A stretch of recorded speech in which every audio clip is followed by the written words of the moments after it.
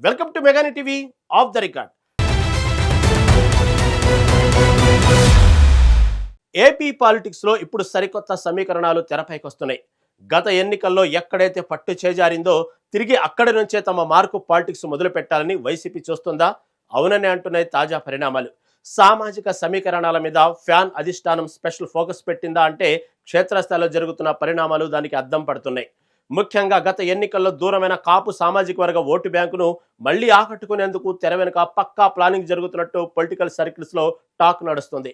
Vijayawada Sai Krishna custodial death episode నుంచి నిన్నటి ముద్రగడ పద్మనాభం అంత్యక్రియల వరకు ప్రతి విషయంలోనూ వైసీపీ వేసిన అడుగుల వెనక ఓ పక్కా లెక్క ఉందంటున్నారు విశ్లేషకులు.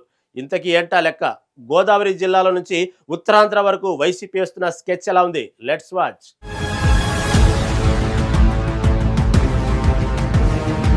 ఆంధ్రప్రదేశ్ రాజకీయాల్లో ఎప్పుడు ఏ సమీకరణ మారుతుందో చెప్పడం కష్టం. కానీ వైసీపీ మాత్రం పక్కా ప్లానింగ్తో అడుగులు వేస్తోంది. గత అసెంబ్లీ ఎన్నికల్లో జరిగిన పొరపాట్లను సరిదిద్దుకుంటూ ఎక్కడైతే బలాన్ని కోల్పోయిందో అక్కడి నుండే మళ్లీ పుంజుకోవాలని చూస్తుంది. ముఖ్యంగా కాపు సామాజిక వర్గ ఓటు బ్యాంకు చేజారడం వల్లే ఆశించిన ఫలితాలు రాలేదనే నిర్ధారణకు పార్టీ అధిష్టానం వచ్చినట్లు కనిపిస్తోంది. అందుకే ఈసారి ఏ చిన్న అవకాశాన్ని కూడా వదలకుండా ఆ వర్గానికి మరింత దగ్గరయ్యేందుకు వ్యూహాత్మకంగా ముందుకు సాగుతుంది. ఉత్తరాంధ్ర నుండి గుంటూరు వరకు విస్తరించి ఉన్న ఈ కీలక ఓటు బ్యాంకును తిరిగి ఆకట్టుకోవడమే లక్ష్యంగా పెట్టుకుంది. గతంలో కూటమి వైపు మొగ్గు చూపిన ఈ సామాజిక వర్గాన్ని ఆకట్టుకునేందుకు తెర వెనుక సైలెంట్ గా వర్కౌట్ మొదలైంది. రాబోయే రోజుల్లో పార్టీకి పూర్వ వైభవం రావాలంటే ఈ సమీకరణ ఎంత అవసరమో నాయకత్వానికి బాగా తెలుసు. అందుకే ఎన్నికలకు ఇంకా చాలా సమయం ఉన్నప్పటికీ ఇప్పటి నుండే క్షేత్రస్థాయిలో పునాదులు బలంగా వేయాలని భావిస్తున్నారు. ఆ సామాజిక వర్గంలో ఉన్న అసంతృప్తిని, తాజా పరిణామాలను తమకు అనుకూలంగా మార్చుకునే ప్రయత్నం వేగవంతం చేశారు. ఈ క్రమంలోనే అధినేతతో పాటు పార్టీలోని కీలక నేతలంతా ఒకే తాటిపైకి వచ్చి ప్రత్యేక శ్రద్ధ చూపిస్తున్నారు.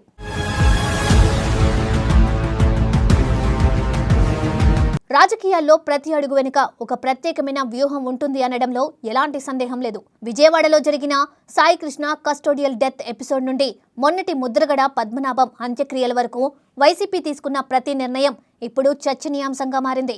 కాపు ఉద్యమ నేత ముద్రగడ పద్మనాభం భౌతిక కాయానికి వైఎస్ జగన్ నివాళులు అర్పించడమే కాకుండా పాడెమోయడం రాజకీయంగా పెను సంచలనం సృష్టించింది.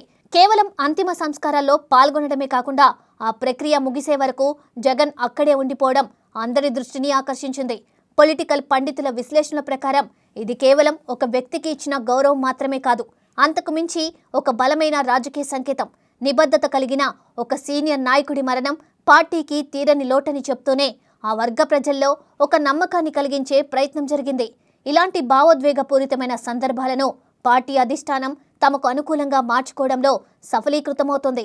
ఈ క్రమంలోనే కేవలం సంతాపాన్ని ప్రకటించడంతో ఆగిపోకుండా ఆ వర్గంతో ఉన్న బంధాన్ని మరింత బలోపేతం చేసుకునేలా అడుగులు పడుతున్నాయి. భవిష్యత్తు రాజకీయాల కోసం ఈ సున్నితమైన అంశాన్ని ఎంతో చాకచక్యంగా వాడుకుంటున్నారని విశ్లేషకులు అభిప్రాయపడుతున్నారు.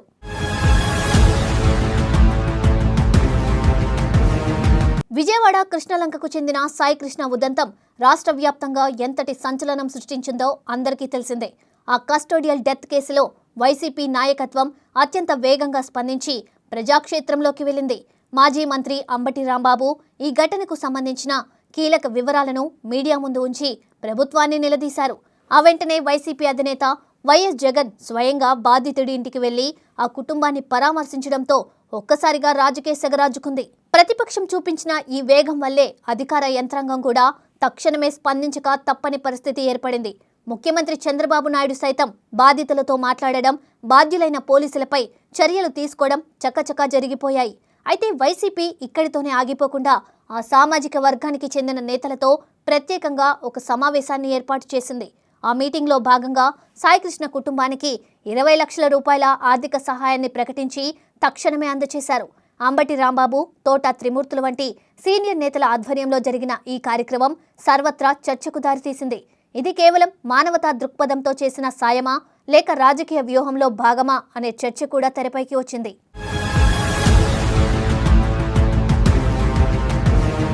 ఈ తాజా పరిణామాల నేపథ్యంలో ప్రస్తుత ఉప ముఖ్యమంత్రి పవన్ కళ్యాణ్ను టార్గెట్ చేస్తూ వైసీపీ తన సరికొత్త విమర్శల పదును పెంచిందనే గుసగుసలు వినిపిస్తున్నాయి. గత ఎన్నికల్లో కూటమి విజయానికి వెన్నుదన్నుగా నిలిచిన ఆ వర్గానికి ఇప్పుడు ఆశించిన న్యాయం జరగడం లేదన్నది ప్రధాన ఆరోపణ.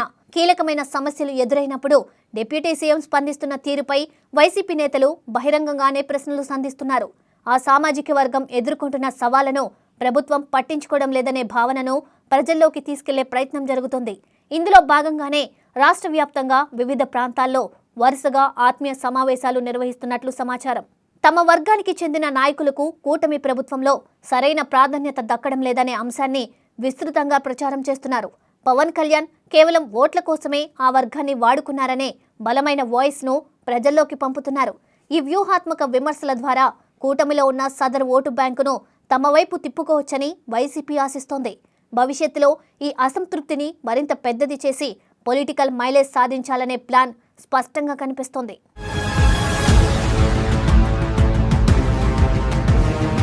ఆంధ్రప్రదేశ్ అధికారిక మార్పిడిలో ఎప్పుడూ గోదావరి జిల్లాల రాజకీయాలే అత్యంత కీలకంగా మారుతూ ఉంటాయి. ఏ పార్టీ అయితే ఉభయ గోదావరి జిల్లాల్లో మెజారిటీ స్థానాలను గెలుచుకుంటుందో ఆ పార్టీనే రాష్ట్రంలో అధికారంలోకి వస్తుందనేది ఒక సెంటిమెంట్గా మారింది. గత ఎన్నికల్లో ఇక్కడ క్లీన్ స్వీప్ చేసిన కూటమి అధికారాన్ని చేజిక్కించుకోగా వైసీపీ భారీగా నష్టపోయింది. ఈ చేదు అనుభవాన్ని దృష్టిలో ఉంచుకొని ఈసారి గోదావరి జిల్లాలపై అధిష్టానం ప్రత్యేక దృష్టి సారించింది. ఆ ప్రాంతాల్లో కోల్పోయిన పూర్వ వైభవాన్ని తిరిగి సాధించాలనే ఏకైక లక్ష్యంతో పార్టీ అడుగులు వేస్తోంది. ప్రజల్లో చర్చకు వస్తున్న ప్రతి చిన్న అంశాన్ని కూడా తమకు అనుకూలమైన రాజకీయ అవకాశంగా మలుచుకుంటున్నారు. క్షేత్రస్థాయిలో స్థానిక నాయకులను యాక్టివ్ చేస్తూ ప్రజలతో మమేకమయ్యేలా కార్యక్రమాలను రూపొందిస్తున్నారు. సామాజిక సమీకరణాలను తమకు అనుకూలంగా మార్చుకోవడానికి ఇక్కడి నుండే బలమైన వ్యూహాన్ని అమలు చేస్తున్నారు. అందుకే గోదావరి జిల్లాల వేదికగా జరుగుతున్న పరిణామాలను వైసీపీ అధిష్టానం ఎప్పటికప్పుడు నిశితంగా గమనిస్తోంది.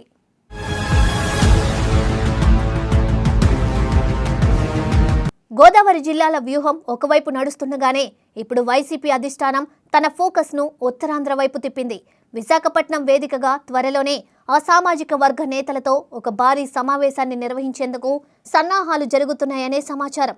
విశాఖ, విజయనగరం, శ్రీకాకుళం జిల్లాలతో పాటు ఉభయ గోదావరి జిల్లాల నాయకులను కూడా ఈ మీటింగ్కు పిలుస్తున్నట్లు తెలుస్తోంది. ముఖ్యంగా ఉత్తరాంధ్ర ప్రాంతంలో తూర్పు కాపులు అత్యధిక సంఖ్యలో ఉన్న స్థానాలపై ప్రత్యేక శ్రద్ధ పెట్టబోతున్నారు. గత ఎన్నికల్లో ఈ ప్రాంతంలో ఆశించిన ఫలితాలు రాకపోవడానికి గల కారణాలను విశ్లేషించి కొత్త వ్యూహాన్ని సిద్ధం చేశారు. ఈ ప్రతిపాదిత సమావేశం ద్వారా ఉత్తరాంధ్రలో పార్టీ క్యాడర్కు సరికొత్త దిశానిర్దేశం చేయనున్నారు. కోల్పోయిన నమ్మకాన్ని తిరిగి సంపాదించుకోవడానికి స్థానిక నాయకత్వానికి కీలక బాధ్యతలు అప్పగించనున్నారు. ఉత్తరాంధ్ర ఓటర్ల నాడిని పట్టుకోవడానికి ఈ ప్రాంతీయ సమావేశాలు ఎంతగానో దోహదపడతాయని భావిస్తున్నారు. ప్రాంతాల వారీగా ఉన్న ఉపకులాల సమీకరణాలను కూడా పరిగణలోకి తీసుకొని ఈ ప్రణాళికలు రచిస్తున్నారు.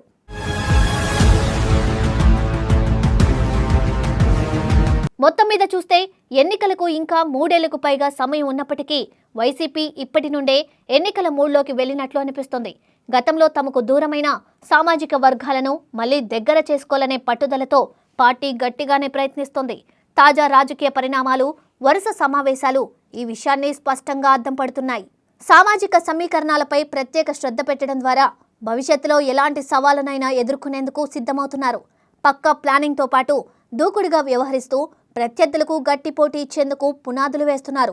ఏ ఒక్క అవకాశాన్ని వదలకుండా ప్రతి చిన్న సంఘటనను పార్టీ బలోపేతానికి వాడుకుంటున్న తీరు విస్మయపరుస్తోంది. ఈ నిశ్శబ్ద వ్యూహాలు రాబోయే రోజుల్లో ఎలాంటి రాజకీయ మార్పులకు కారణమవుతాయో చూడాలి. కేవలం విమర్శలకే పరిమితం కాకుండా ప్రజల్లో నమ్మకం కలిగించేలా ఆత్మీయ కలయికలను ప్రోత్సహిస్తున్నారు.